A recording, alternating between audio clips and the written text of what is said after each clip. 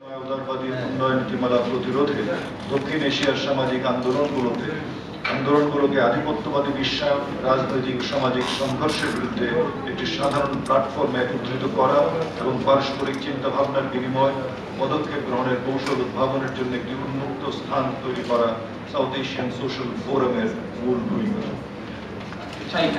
আমরা কিছু চিন্তা ভাবনা তুলে ধরছি এবং তুলে ধরব, সেগুলি সবার ব্যাপকভাবে আলোচিত হবে।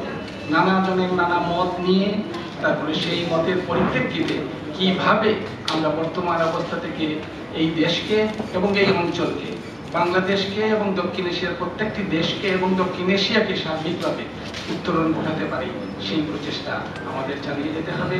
শুরু হয়েছে অনেকদিন আগে, এবার আমি আশা করছি আর একটু এগিয়ে যাব এবং ভবিষ্যতে এটা চালিয়ে নিয়ে যেতে পারি। আপনাদের সবাই বিরুদ্ধে দাঁড়াবার জন্য এবং বিশ্বায়নের নামে যে মায়া সাম্রাজ্যবাদের উপস্থিতি আমরা বিশ্ব মানচিত্রে অবলোকন করছি, সেজন্য যে সাংস্কৃতিক বিপ্লব এবং আন্দোলন গড়ে তোলা দরকার, সেই লক্ষ্যে দক্ষিণ এশিয়া সোশ্যাল ফোরাম একটি ক্যাটালিস্ট হিসাবে কাজ করতে পারে। এই আশা ব্যক্ত করে আমি একটি সাফল্য আমরা একটা নতুন আলোড়ন আর একটা জাগরণ সৃষ্টি করতে পারবো, যেখানে সকল শোষিত বঞ্চিত মানুষ তারা যে স্তরে থাকুক না কেন, যেখানে থাকুক, তাদের যেন এখানে উদার একটা আহ্বান থাকলো, তারা এখানে আসবে, তাদের নিজেদের মত প্রকাশ করবেন। আর এখানে আমরা একটা নতুন দক্ষিণ এশিয়া দেখতে পারবো, যেখানে বর্তমানের অবস্থা থেকে ওয়ার্ল্ড সোশ্যাল ফোরাম, যেটা রাষ্ট্রীয় বা সরকারিভাবে যেটা করা হয়, সেখানে দেখলাম যে সোশ্যাল ফোরামের দারিদ্র্য বিমোচনের জন্য আমাদের বিশাল বিশাল রাজনৈতিক নেতৃত্ব সবগুলো দেশের বিশাল বিশাল বক্তব্য বিবৃতি দিচ্ছেন, কিন্তু সেইখানে G7 এর এক রাত্রে শ্যাম্পেনের পিছনে যে টাকাটা তারা খরচ করলেন, সেটা কোনো কোনো দেশের বাজেটের সমান ছিল।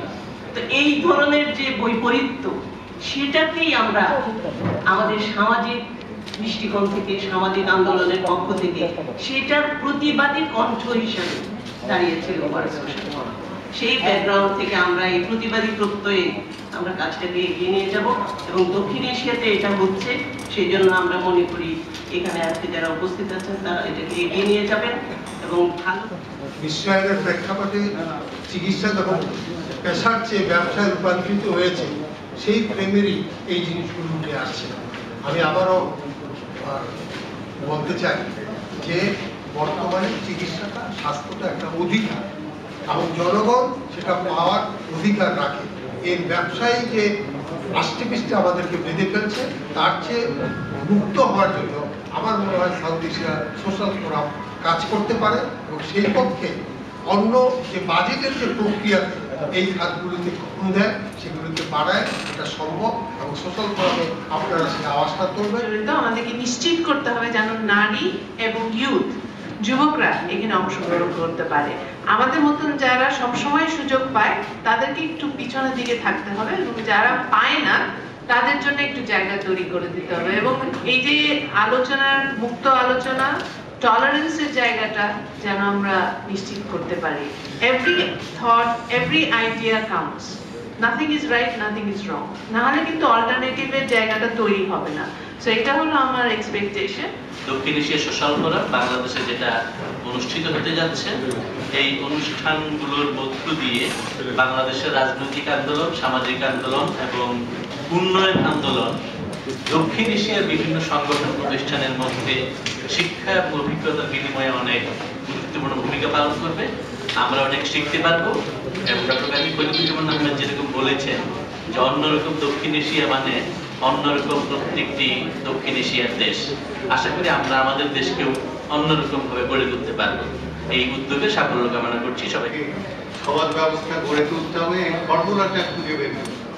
কারণ এত রোগাক্ত, ক্ষুধার্ত এবং নোংরা লোকের সংখ্যা বাড়ছে যে আমরা যারা এখানে বসে চিন্তা করছি তাদেরকেও হয়তো তাড়িয়ে দিয়ে সেই লোকরা এসে তারা নিজেরাই নিজেদের ব্যবস্থা গড়ে তুলবে। সেই থেকে অব্যাহতি পাওয়ার জন্য আমাদেরকে একটা গণমুখী সমাজ ব্যবস্থা, বিচার ব্যবস্থা ফর্মুলা বের করতে হবে এবং সেই জন্য আমি আপনাদের সকলকে আহ্বান জানাই।